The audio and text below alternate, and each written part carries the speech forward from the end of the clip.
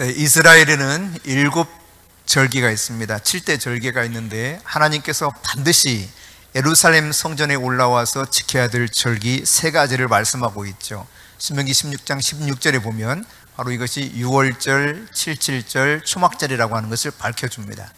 유월절은 애굽에서 이스라엘 백성들이 탈출했던 이야기죠. 하나님께서 그들을 이끌어내어서 이제 약속의 땅으로 보내기 위한 하나님의 구원의 역사, 그것이 유월절이라면, 칠칠절은 광야에 가면서 시내산에 머물렀을 때 그 시내산에서 하나님으로부터 율법을 받았을 때입니다. 그리고 이게 초막절인데요, 이 초막절은 광야 40년 동안 고통스러운 생활을 겪었지 않습니까? 그 고된 광야 생활을 기억하면서 지키는 절기가 이 바로 초막절입니다. 광야에서 초막을 짓고 살던 그때를 기억하게 하는 것이었죠. 농사하는 것으로 설명하자면 유월절은 이제 추수를 막 시작하는 때예요. 그래서 보리를 거두기 시작합니다. 그런가 하면 칠칠절이 되면 이때는 추수가 막 무르익을 때예요. 한창. 그래서 보리뿐만 아니라 밀을 추수하고, 그리고 이제 초막절이 되면 마지막 가을 추수, 마지막 추수를 하게 됩니다. 그래서 이때 포도, 무화과, 석류 같은 것들도 다 추수해서 차곡차곡 저장하죠. 이걸 이제 저장한다 그래서 수장절이라고 이렇게 표현하기도 합니다. 출애굽기 23장 16절에 보면 이날을 수장절이라고 표현하기도 했죠. 그러니까 곡식을 다 거둬들이고 과일을 다 거둬들여서 장막 안에 저장하는 그런 절기, 바로 이때가 초막절입니다. 뿐만 아니라 이 초막절은 열왕기상 8장에 보면은 솔로몬이 여호와의 성전을 건축하고 봉헌했던 때, 바로 그때가 이 초막절에 진행되었다고 하는 사실을 보여주고 있죠. 이 초막절이 되면 오늘 본문 40절에 나와 있는 것처럼 아름다운 나무 실과 종려나무 가지, 그리고 무성한 나무 가지와 신의 버들, 이 4가지를 취해가지고 이 4가지를 가지고 흔들면서 제단을 전후좌우 흔들면서 도는 가운데 기도하게 했던 모습을 보게 됩니다. 이 4가지 나무를 가지고, 나무와 실과를 가지고 사방을 돌면서 흔드는데, 그러면서 기도하는데, 이것은 전후좌우 어떤 곳에든지, 세상 어느 곳에든지 하나님이 우리와 함께 계신다라고 하는 그런 말씀을 의미하는 거예요. 그러니까 그렇게 이 왼손에는 아름다운 나무 실과, 아름다운 나무 실과 우리가 보기에는 레몬처럼 생긴 그런 에트로그라고 하는 나무 실과입니다. 이 나무 실과를 왼손에 가지고, 나머지 이제 무성한 나무가지, 시내버들, 그리고 종려나무 가지는 오른손에 들고 막 흔들면서 그들이 기도하고 있는 모습을 이제 볼 수 있어요. 여러분 한번 동영상을 잠깐 볼까요? 이제 여러분이 이제 초막절의 분위기를 조금 알 수 있게 될 겁니다. 초막절에 이스라엘 백성들이 이와 같이 하는구나라고 하는 사실을 알 수 있게 되는데,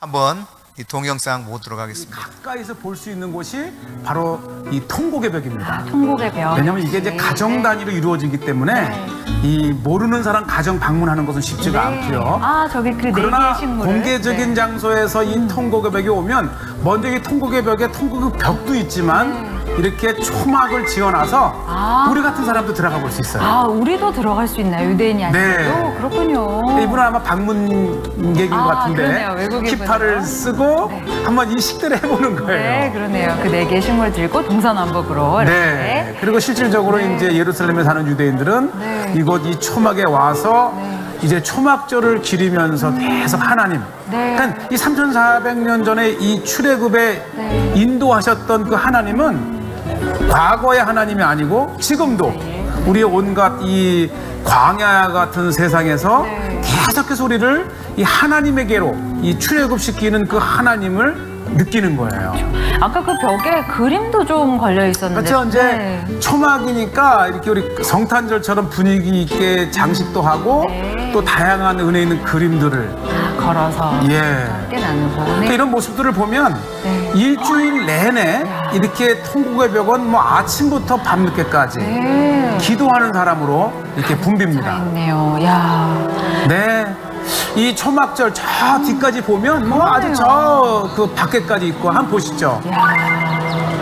이들의 그 기도하는 모습 속에 보면 간절함이 있어요. 그러네요. 간절함이 있고. 그리고 그냥 기도만 간절할 뿐 아니라 이들이 이걸 준비하는 과정을 저희가 또 봤기 때문에. 그래서 지난 시간에 얼마나 이거를 정성을 다해서 마음을 다해서 그거예요. 네, 기억하면서 준비하는. 일주일 동안 기도할 거를 그냥 대충 툭툭툭 사듯이 사는 게 아니고 하나하나 그 고르는 과정 속에서 이미 하나님께서 그 마음을 읽으시는 거죠. 맞아요. 돋보기까지 동원해서 부르던 모습이 기억이 납니다. 네. 자, 이제 특별히 지금 이제 곧 시작이 될 터인데요. 오늘 제가 잡은 화면은 1회째에서 두 번째 날에 해당이 되는데요. 왜 두 번째 날이냐면 이 두 번째 날에 이제 모든 민족이 하나님 앞에 나올 때에 제사장이 온 이스라엘의 백성을 위해서 기도합니다. 아, 그렇군요. 그 기도문이 바로 민수기 6장 23절부터 나오는 이 아론의 기도문이라 이렇게 돼 있고요. 여기 이제 헬기잖아요. 이게 이제 보호하는 거예요. 왜냐면 그 좁은 통곡의 벽에 수만 명, 한 5만 명이 모인다 그래요. 대단하네요. 그러니까 기도의 열기도 있지만 예루살렘은 이제 아랍 사람 반, 유대인만 사니까 아무래도 이제 가장 이 경계가 강화된 그 시간에 보시고 자, 이제 서서히 시작이 되면서 뭐 사람들이 쓰지요. 그러네요. 요 쓴 사람들이 제사장입니다. 아, 그래요. 그러니까 코헨, 이게 이름인데 내가 신앙이 없어도 코헨이라고 하는 이름은 계속 가문 대대로 내려오니까 코헨이라고 하는 사람은 맨 앞에 나와서 이제 저걸로 이 수카라고 하는 또 장막을 만드는 거예요. 그렇군요. 그리고 온 이스라엘 백성을 위해서 기도하는데 한번 이걸 잠깐 원음을 한번 들어봤으면 좋겠어요. 좋습니다. 이게 지금 준비기도 중이고요. 아주 그 앞에 있는 코헨이라고 하는 사람이 많이 늦었잖아요. 그러면 내가 코헨 하면 사람들이 길을 열어줘요. 아, 그래요? 그러니까 이날만큼은 이 제사장이 온 이스라엘 백성들을 이거군요.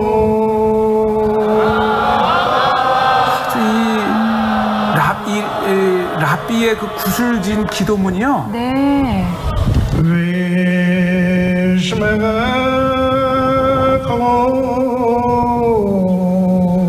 그래서 보면 이 장소에서 아버지가 아들을 데리고 와서 머리에 손을 얹고 이 랍비의 기도문에 맞춰서 축복하는 그림도 있고요.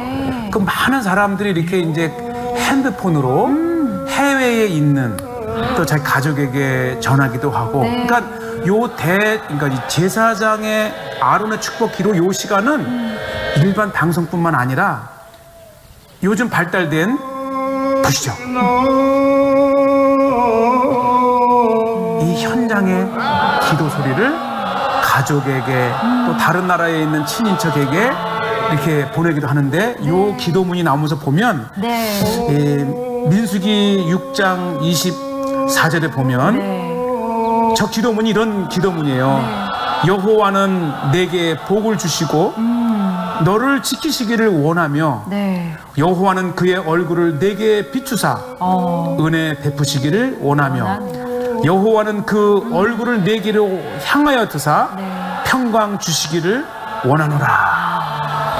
사실 우리가 읽기만 해도 은혜가 되는데 이 유대인에게 가장 중요한 통곡의 벽에서 이 랍비의 그런 그 기도문을 들으면서 기도하는 유대인들의 마음은 아마 최고의 은혜를 느끼는 시간이 아닌가 그런 생각이 듭니다. 이런 장면은 초막절 둘째 날에만 볼 수 있는 건가요? 그러니까 6월절과 초막절 둘째 날이 샤밧과 겹치지 않게 되면 안식일과 겹치지 않으면 9시와 10시 두 번에 걸쳐서 여기까지 한번 보도록 하겠습니다. 대략 그 초막절 분위기를 조금 이해하실 텐데 기왕에 본 거 사진을 한번 볼까요? 사진을 한번 보겠습니다. 초막절 때 그들은 수카라고 해서 초막 그러니까 말하자면 뭐라고 할까요? 그냥 장막이에요. 이런 장막을 치는데 저렇게 방금 이제 그 방송에서 나왔던 유대학 연구소장 이강근 박사님이 지금 자기 집에다가 초막을 치는 모습입니다. 다음 사진 보시면 이제 완성된 가운데 안에서 밖을 봤을 때 천정을 보시면 천정은 반드시 나무 잎으로 이렇게 만들도록 되어 있습니다. 그래서 하늘을 보여야 돼요. 비나 바람이 들어오겠죠. 예, 그런 스카를 만들어서 이제 사람들이 저기에서 일주일 동안 생활하게 되는 겁니다. 자, 이런 일주일간 이렇게 초막에 들어가서 그들이 살게 되는데, 이 수카라고 하는 초막에 들어가 일주일간 저들이 살게 되는데요, 참 많이 불편하겠죠. 예루살렘 성전을 중심으로 해서 그 언덕 그리고 거리, 들 주변 뿐만 아니라 자기 집 마당에 혹은 베란다에, 그러니까 이스라엘에 보면 아파트 구조가 일반 다른 나라에 비해서 좀 다릅니다. 계단식 아파트예요. 계단식 아파트.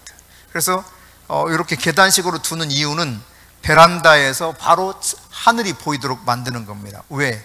초막절에 초막을 지어놓고 하늘을 바라봐야 되기 때문에 그런 식으로 이제 만들어 놓는 것을 보게 되는데요. 여러분, 왜 하필이면 이렇게 초막에 일주일간이나 살게 하실까? 그 이유를 오늘 성경에서 분명히 밝혀주고 있죠. 43절입니다. 같이 읽습니다. 이는 내가 이스라엘 자손을 애굽 땅에서 인도하여 내던 때에 초막에 거주하게 한 줄을 너희 대대로 알게 함이니라. 나는 너희의 하나님 여호와이니라. 아멘.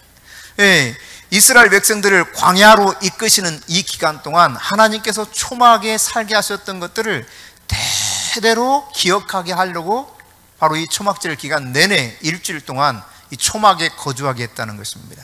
그래서 이스라엘 백성들은 이때가 되면 거기에서 저녁도 같이 먹고 또 잠도 잡니다. 뭐 어떤 경우에 있어서는 아이들은 그 안에 들어가서 자게 하고 어른들만 잔다, 뭐 이렇게도 말하는데요. 어쨌든 거기에서 먹고 자고 일주일 지내는데, 이 기간에 시편 118편부터 134편까지 말씀을 계속 함께 읽고 또 전도서 말씀을 같이 읽어요. 왜냐하면 초막이 사실 그 힘이 없잖아요. 이게 뭐 허술하지 않습니까? 어느 순간 무너져 내릴지도 모르는 이런 건데, 이와 같이 우리 인생이라고 하는 것이 너무 보잘것없는 거예요. 하나님이 계시지 않는 한 우리 인생은 허무한 것입니다. 그래서 전도서 말씀을 매일매일 읽으면서 그 하나님을 기억하는 기간을 가져가는 거예요. 특별히 광야 생활 속에 하나님이 함께 하셨던 그 기간을 생각하면서 이 초막에 들어가서 일주일간 생활하게 되죠. 놀랍게도 3,500년 가까이 됐는데 지금까지도 이스라엘 백성들은 이와 같은 절기를 계속 지켜가고 있습니다. 그러면서 이스라엘 백성들을 광야에 인도하셨을 때 그 초막에 거주하게 하신 하나님, 그 하나님을 기억하고 있더라는 거죠.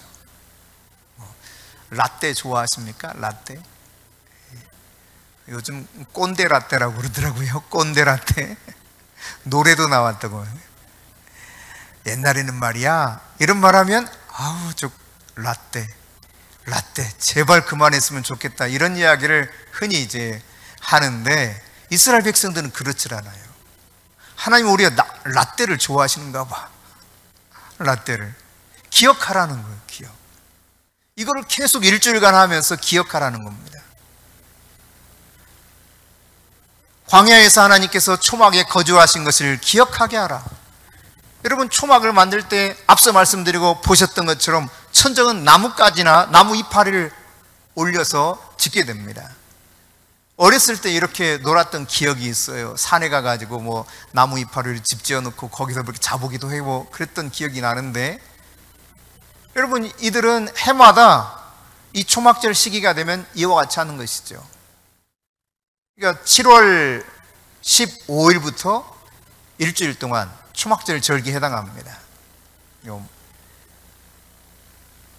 그러니까 속죄일 7월 10일이 지나자마자 그들은 계속해서 초막을 지키기 위한 재료를 시장에 가서 막 고르는 거예요. 영상에서 잠깐 설명 들었습니다마는 이 하나하나 재료를 고를 때도 이게 흠이 있는지 없는지를 아주 유심히 살펴봅니다. 심지어 돋보기로 가지고 이렇게 쳐다봐요. 흠이 나지 않았나, 흠이 있나 없나. 그래서 가장 흠 없는 걸로 골라서 그 에트로그라고 하는 향기 나는 이 나무 열매와 그리고 나머지 종려나무 가지, 무성한 나무 가지, 시내버드를 가지고 막 흔들면서 기도하고 있던 장면이 기억날 겁니다. 여러분, 그들이 그렇게 기도하면서 이 초막이 일주일 동안 지내는 특별한 이유, 그것은 조상들의 삶을 경험하는 거예요. 과거 우리 조상들이 출애굽에서 광야를 걷던 우리 조상들이 이 초막 안에서 하나님의 은혜를 기대며 살았구나. 여러분, 광야 미드바라라고 하는 이 광야는요, 1년 강수량이 총 합해서 300mm 이하입니다. 그러니까 농작을 할 수 없다는 이야기입니다. 광야에서는 심각한 문제들이 있습니다. 첫째, 물 문제예요. 물이 없어요. 그런가 하면 식량 문제가 대두됩니다. 먹을 것이 없습니다. 뿐만 아니라 외부의 적의 침입의 문제가 항상 노출되어 있습니다. 이런 문제가 있는 광야 생활을 왜 구태여 초막에 들어가서 일주일 동안 살면서 기억하라고 하셨을까? 여러분, 이런 문제밖에 없는 그 광야 생활 속에서 40년이나 하나님이 한결같이 저들에게 은혜를 베풀어 주셨다는 사실을 기억하게 만드는 거예요. 그래서 여러분, 신명기 8장 2절부터 4절 말씀을 함께 보시면 이렇게 기록하고 있습니다. 함께 읽겠습니다. 내 하나님 여호와께서 이 40년 동안에 내게 광야길을 걷게 하신 것을 기억하라. 이는 너를 낮추시며 너를 시험하사 내 마음이 어떠한지 그 명령을 지키는지 지키지 않는지 알려 하심이라. 너를 낮추시며 너를 줄이게 하시며 또 너도 알지 못하며 내 조상들도 알지 못하던 만나를 내게 먹이신 것은 사람이 떡으로만 사는 것이 아니요 여호와 입에서 나오는 모든 말씀으로 사는 줄을 내가 알게 하려 하심이니라. 이 40년 동안에 내 의복이 헤어지지 아니하였고 내 발이 부르트지 아니하였느니라. 아멘. 문제투성이인 광야인데 하나님은요, 이들에게 끊임없이 먹이셨어요. 만나와 메추라기를 통해서 입혀주셨어요. 옷이 헤어지지 않게 하셨어요. 신발도 닳지 않게 하셨습니다. 놀라운 하나님의 은혜 속에서 저들을 보호해 주셨습니다. 여러분, 광야는 역경의 삶입니다. 왜 하나님께서 이 광야를 허락하셨는가? 저들을 낮추시고 시험하여 정말 하나님 앞에 충성되어 있는가? 이 사실을 지켜보기 위함이라 말씀하셨는데, 여러분, 어려움과 고난과 역경이 있을 때에는 하나님이 나에게 얼마나 간절히 필요한가를 깨닫게 됩니다. 내가 해결할 수 없는 문제 속에 빠져 있을 때 우리는 하나님이 너무너무 필요하다는 사실을 알게 되죠. 그 광야를 기억하라는 것입니다. 여러분, 광야 생활의 기준으로 우리의 삶을 돌아보면 감사하지 못할 게 아무것도 없어요. 하나님께서 주신 축복이 비로소 그때 제대로 보이기 시작합니다. 야, 하나님이 정말 나에게 이런 놀라운 은혜를 베풀어 주셨구나. 여러분, 초막은 하나님께 기도하는 곳입니다. 이 초막에 들어가서 하나님을 간절히 찾는 거예요. 그게 초막이에요. 선지자 예레미야를 통해서 하나님께서 이 시기를 이렇게 말씀하고 있어요. 예레미야 2장 2절입니다. 자, 같이 읽습니다. 가서 예루살렘에 귀에 외칠지니라. 여호와께서 이와 같이 말씀하시기를 내가 너를 위하여 내 청년의 때의 인애와 내 신혼 때의 사랑을 기억하노니 곧 씨 뿌리지 못하는 땅 그 광야에서 나를 따랐음이니라. 아멘. 하나님은 이 광야 생활, 초막의 삶을 뭐라고 표현하느냐? 너와 나가 신혼처럼 생활하고 있었을 때라는 거예요. 여러분, 신혼 때 어떻습니까? 결혼하신 분들 뭐 아무것도 없어도 마냥 행복하죠. 부족해도 문제가 있어도 그저 배우자가 있는 그 자체로 결혼한 삶 그 자체가 기쁨이요 즐거움이 되죠. 이 광야 생활은 문제에 그냥 노출된 그 자체예요. 역경의 세월입니다. 그러나 하나님은 말씀하고 있죠. 그때가 너와 나 신혼생활이었지. 너희들이 나를 전적으로 따랐지. 이와 같이 말씀하고 있습니다. 하나님은 그때를 기억하기 원하셔요. 하나님은 그때를 계속해서 추억하고 초막에 들어가서 그때의 느낌과 감정을 가지고 하나님 사랑에 깊이 빠지기를 원하고 있는 것입니다. 그게 바로 초막절을 지키는 가장 중요한 이유인 것이죠. 이 초막절은 아까 말씀드렸던 것처럼 모든 곡식과 과일을 다 거두어서 저장한다 해서 수장절이라는 표현을 쓴다 그랬죠. 근데 이때에는 마지막 추수인 거예요. 마지막 추수. 예수님께서 마태복음 13장에 보면은 추수 때에 관한 이야기를 합니다. 그리고 그 추수 때 알곡과 가라지를 완전히 갈라버릴 것을 대해서 말씀하고 있죠. 그러니까 이 초막절은 동시에 마지막 추수를 하면서 이제 더 이상 기회가 없는 겁니다. 주님 앞으로 갈 기회가 없는 그때를 말하고 있는 거예요. 알곡과 가라지가 완전히 갈라지고 문이 닫히는 바로 그때가 초막절인 것이죠. 여러분, 광야 생활에는 신혼 생활 같았어요. 하나님과 이스라엘 백성 사이가 어렵고 힘들고 문제가 있으니까 그저 여러분이 보셨지만 그 초막의 천정은 나뭇가지 같은 걸로 했기 때문에 구멍이 숭숭숭 뚫려 있지 않습니까? 비나 바람이 그냥 불거나 저기 하면 그대로 들어올 수 있는 거죠. 다른 곳은 막혔어도 하늘이 열려 있는 것을 저들이 보게 했어요. 하나님을 의지하고 하나님을 바라보게 만들었던 것입니다. 그런데 여러분, 그렇게 이 광야 생활 하나님을 간절히 바라보고 하나님을 의지하는 가운데 늘 구름 기둥이 떠서 움직이면 이스라엘 백성도 움직였습니다. 하나님만 바라보고 살아갔죠. 만나를 내려주시면 먹고 메추라기를 또 내려주시면 그거 먹고 하나님의 반석에서 물을 내셔서 물을 주시면 그 물을 통해서 그들이 갈증을 해결하고 이 모든 문제 해결을 하나님으로부터 받을 수 있었어요. 오로지 바라볼 수 있는 게 하나님의 하나님. 이 광야라고 하는 것이 말이죠. 그러니까 우리가 시험 받고 곤경에 처할 때 이때는 하나님을 만날 수 있는 축복의 때입니다. 동시에 우리가 신명기 8장 말씀에서 살펴봤지만 내가 알게 하려는 때다. 모든 말씀으로 사는 줄을 내가 알게 하려 하심이니라 라고 말씀하셨는데 이 시험의 때는 하나님께 어떻게 우리가 살아가야 될지를 배우는 때입니다. 그것이 바로 광야를 추억하면서 초막에 들어가서 일주일간 살던 이스라엘 백성들이 그 삶을 계속 기억하는 가운데 하나님의 은혜를 다시 힘입기 원했던 거죠.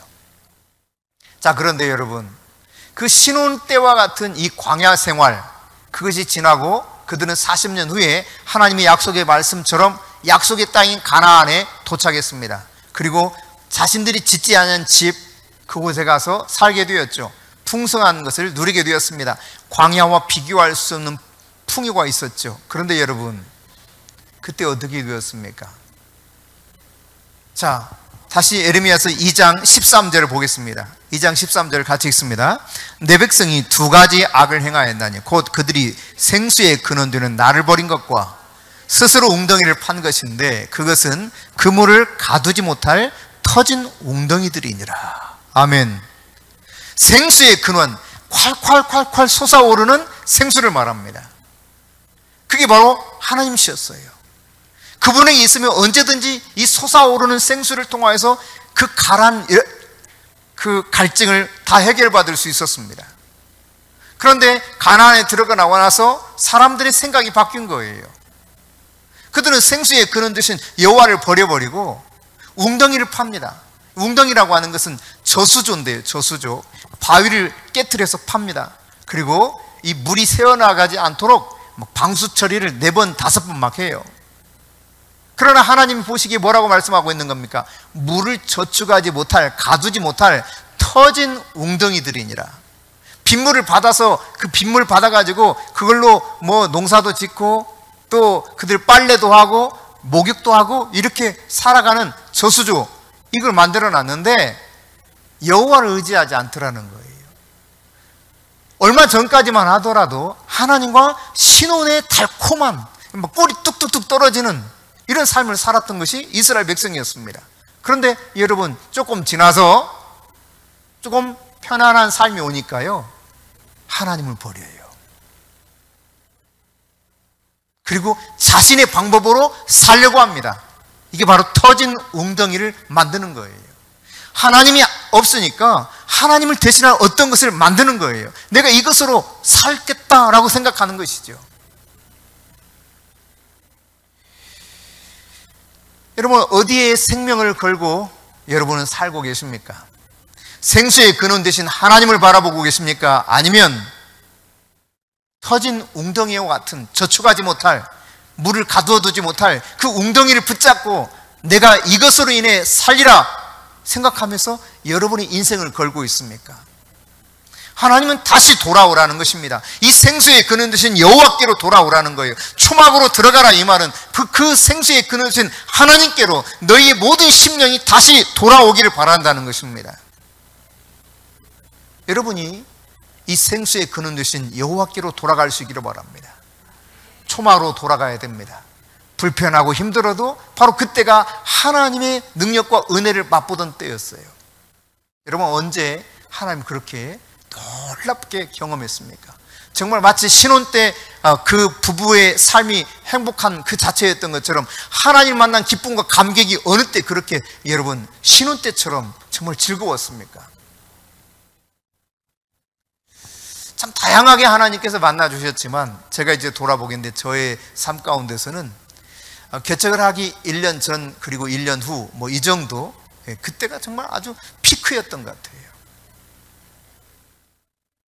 하나님이 너무도 다양한 방식으로 찾아와 주셨습니다. 만나 주셨습니다. 역사해 주셨습니다. 기적을 베풀어 주셨고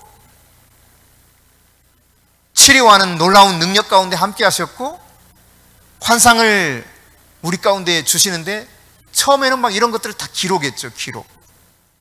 너무 많아가지고 그냥 뭐 수도 없이 이게 일어나니까 기록하다가 이제 더 이상 기록하지 말자 하고 기록을 안 했던 때가 있습니다.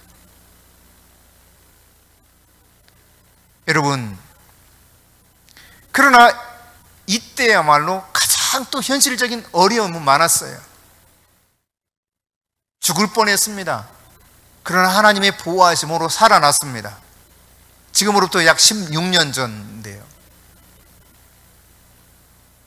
교통사고 때문에 죽을 뻔했다가 살아났어요. 그 이후로부터 참 많은 어려움들이,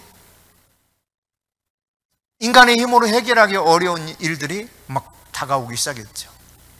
하지만 하나님은 너무너무 큰 은혜를 베풀어 주셨어요. 그야말로 샬롬 샬롬이었습니다. 얼마나 평강이 넘쳤는지 이루 말할 수가 없어요. 하나님의 은혜가 얼마나 차고 넘쳤는지. 현실적인 삶은 너무너무 어려운데 모든 사람들이 비난하고 조롱하고 또 협박하기도 하고 아무것도 없는 상태. 그러나 하나님은 모든 것을 채우시고 역사해 주셨습니다.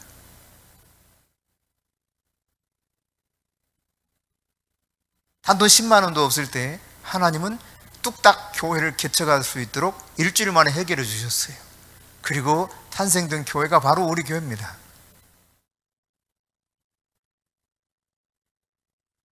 하나님의 임재가 얼마나 놀라웠던지 몰라요. 그 풍성하신 은혜, 현실적으로는 너무도 어려운 때였죠. 저희 애들 셋 데리고 초창기는 25만 원 가지고 한 달을 살았으니까. 하지만 여러분, 그때처럼 달콤한 때가 없었어요. 여러분, 우리가 하나님을 만났던, 하나님을 특별히 깊이 있게 만났던 그때 그 장소를 여러분이 각자가 기억하실 것입니다. 이 초막절 절기에 여러분 한 사람 한 사람이 초막으로 나아가듯이 그 어려움과 고통과 역경과 시련의 때에 하나님을 더 깊이 배울 수 있기를 바랍니다. 초막절은 바로 우리의 초막을 회복하는 시기요, 하나님을 더 깊이 만나는 시간입니다.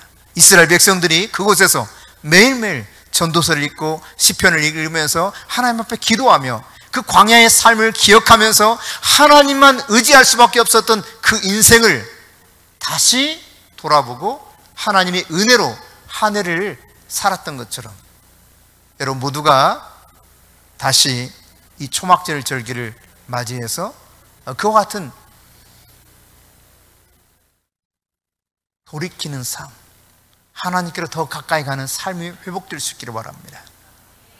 우리나라 현재 사용하고 있는 달력으로는 10월 2일 저녁부터 10월 9일 저녁까지가 초막절 기간입니다.